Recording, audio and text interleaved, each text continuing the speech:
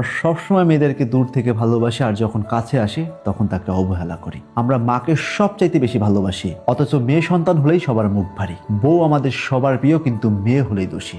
বোন আমার শ্রেষ্ঠ সঙ্গী, অথচ মেয়ে হলেই দোষী। আমরা সবাই বলি মেয়ে হোক বা ছেলে হোক সবাই আমার কাছে একই রকম, কিন্তু যখনই মেয়ের মুখ দেখতে পাই তখনই সবার মুখ কালো হয়ে যায়। আমরা সব সময় ভালোবাসা পাই মেয়ের কাছ থেকে, ভরসা পাই মেয়ের কাছ থেকে, ভালো বন্ধু পাই মেয়েদের কাছ থেকে, ভালো জীবন সঙ্গী পাই মেয়ের কাছ থেকে।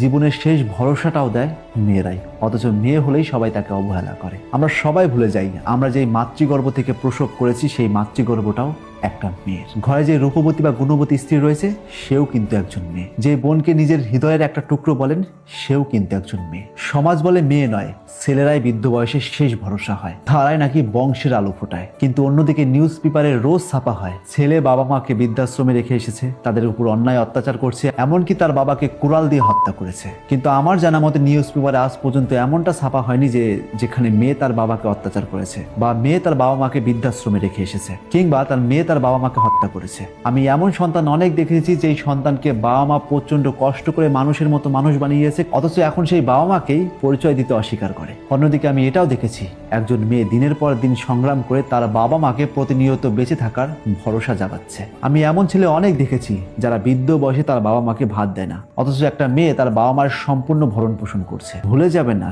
যে মা দুর্গাকে আমরা সমস্ত শক্তির উৎস বলি, সেই মা দুর্গাও কিন্তু একজন মেয়ে। অন্যদিকে ঝাঁচি রানী লক্ষ্মীবাইয়ের মতো মেয়েরা, যাদের জন্ম না হলে হয়তো ভারতবর্ষে এখনো ইংরেজরা শাসন করত, সেই নারীকেই আজ আমরা অবহেলা করছি। বর্তমান সময়ে মেয়েরা একদম পিছিয়ে নেই, তারা উচ্চশিক্ষা গ্রহণ করছে এবং লাখো টাকার স্যালারি চাকরি করছে, এমনকি মহা আকাশে গিয়ে গবেষণাও করছে। একটা কথা সবসময় মনে রাখবেন, একটা মেয়ে কখনোই আপনার অভিশাপ নয়, বরং আপনার আশীর্বাদ। একটু ইতিহাসের পাতা ভালো করে ঘাটলে বোঝা যায় অতীত থেকে বর্তমান পর্যন্ত পৃথিবীর অস্তিত্ব টিকিয়ে রাখতে নারীদের ভূমিকা কতটা রয়েছে। তাই সংসারে যদি মেয়ে সন্তানের জন্ম হয় কখনো নারাজ হবেন না। তাই আজ থেকে চোখ খুলুন, তাদেরকে ভালোবাসুন, তাকে সম্মান করুন।